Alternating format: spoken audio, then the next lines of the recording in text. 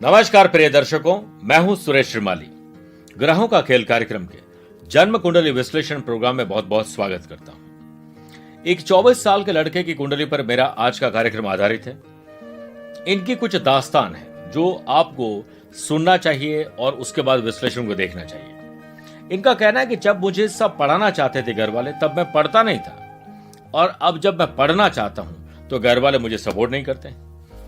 बचपन में ही पिता जेल चले गए थे और गांव वालों ने मेरे घर में लूटपाट, चोरी और सारी फसल को बर्बाद कर दिया। जब कुर्की का आदेश निकला, यानी नीलाम करने का, तो पिताजी ने सरेंडर कर दिया। इसलिए मेरे घर वाले और मैं खुद अपने आप को थोड़ा मनहूस मानता हूं। मेरी पढ़ाई लिखाई सब ननिहाल में हुई और अच्छी स्कूल में हूं, इसीलिए पैसे कुछ ज्यादा ही बर्बाद हो गए और मैं सीरियस नहीं था, तो 12th का रिजल्ट भी उतना अच्छा नहीं रहा। और फिर मैंने यूपीएससी यानी गवर्नमेंट जॉब को टारगेट मानते हुए सिंपल ग्रेजुएशन का डिसाइड किया और अब 3rd ईयर में हूं। 2021 फरवरी या फिर मार्च तक मेरी ग्रेजुएशन कंप्लीट हो जाएगी। अभी मैं पढ़ाई कंटिन्यू करूं या छोड़ दूं, कोई सरकारी नौकरी मिल पाएगी या नहीं मिल पाएगी। मैं रोज सपने देखता हूं और वो सच भी हो जाते हैं। सपने के डर से मैं दिन में भी नहीं सो पाता हूं। आधे घंटे भी सोना मेरे लिए मुश्किल है क्योंकि सपने आ जाते हैं। अब मेरी शादी भी मुझे चिंता सताने लगी है कि लव मैरिज होगी, अरेंज होगी। मेरे पिताजी से भी मेरी अब बनती नहीं है, क्या करूं।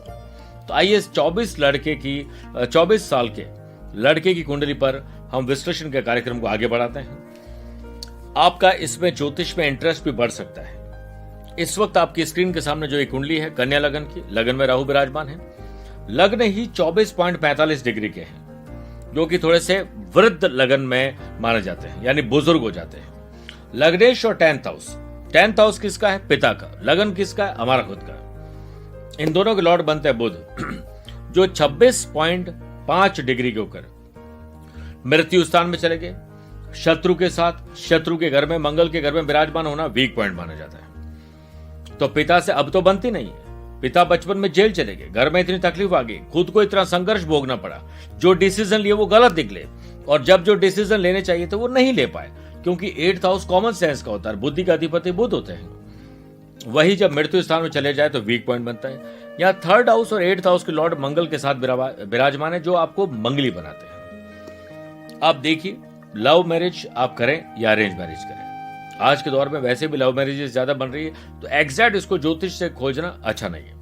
लेकिन आप जिससे भी करें, मंगली से शादी करने का काम ज्यादा करें।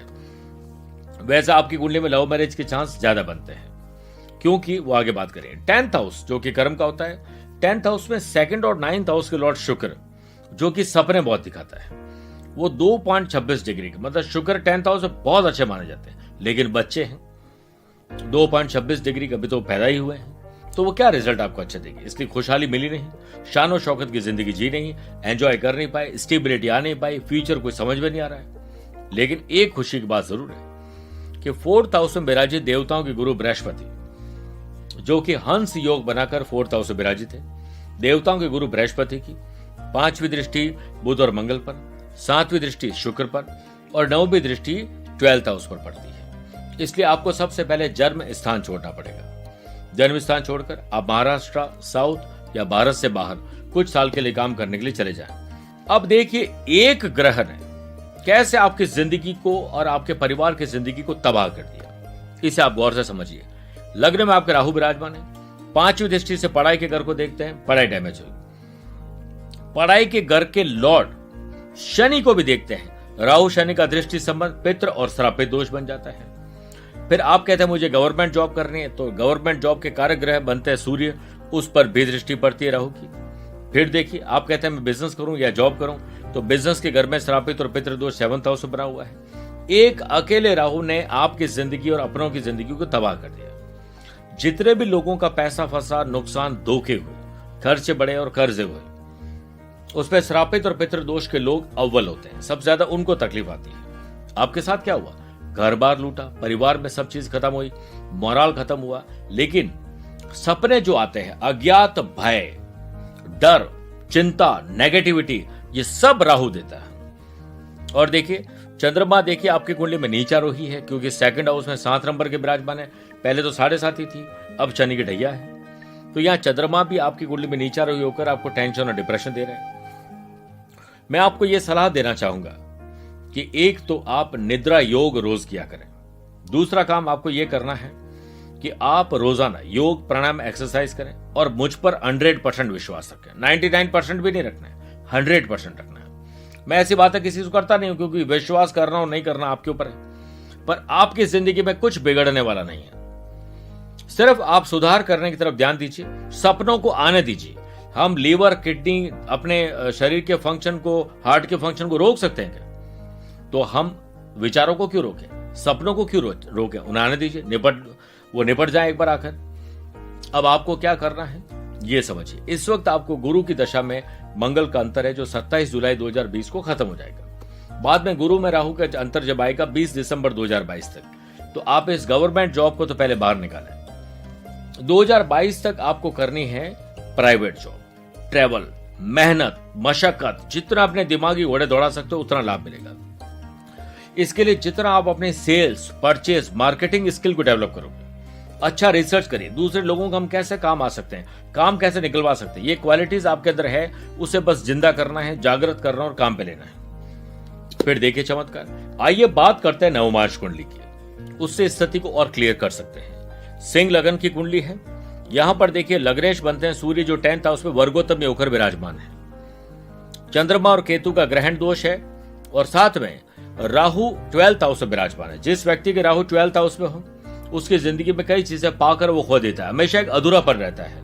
ना तो ऐसा लगता है हम सेटल हैं, सुखी और बहुत बढ़िया चल रहा है, ना ऐसा लगता है कि हम सेटल नहीं हैं, दुखी हैं और बेकार चल रहा है। ये राहु 12th हाउस के, 12th हाउस सही या सुख का होता है, हमारी अच्छी नींद का या बुरी नींद का होता है।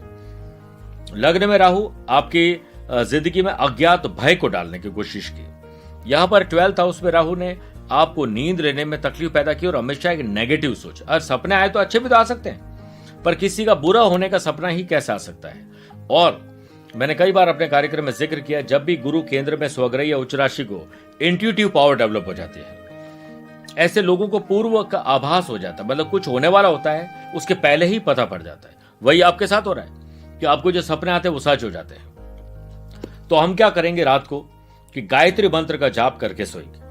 दूसरा, यहां शनि, शुक्र और बृहस्पति ये तीनों मारक स्थान में विराजमान है। मंगल बुध की युति यहां पर भी बनती है, वो भी 4th हाउस में, तो वहां पर भी मंगल बुध की युति है। आपको अपने जिंदगी में पहले तो परिवार से दूर ही आपका भाग्य उदय होगा, जो मुझे पर्सनली अच्छा नहीं लगता ऐसा बोलना, क्योंकि हमारी जो पैदाइश है, परवरिश है, वो माँ बाप ने इसलिए नहीं की थी कि हम समय आने पर अपनी खुशियों के लिए परिवार को छोड़कर कहीं दूर चले जाएं।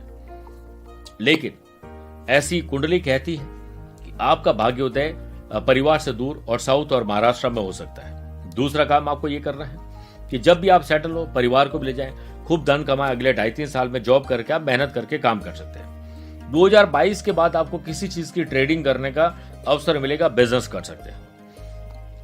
ट्रेडिंग, कमीशन, परसेंटेज से संबंधित वो भी खाने पीने की चीजें, लोहा, मशीनरी, माइनिंग, इसका काम आपके लिए ज्यादा सुइटेबल रहेगा, जिसे आप जरूर कर सकते हैं। कुछ उपाय बता रहा हूं जिनका सहारा लेकर आप अपने पिता और परिवार की भी मदद कर सकते हैं, खुद के करियर को बना सकते हैं, भविष्य को सुदृढ़ कर सकते हैं और अब डर और चिंता को भगा सकते हैं। सबसे पहले तो ओम राम राहुवे नमः, इसकी 54,000 जाप का संकल्प लेकर आज से जुड़ जाइए।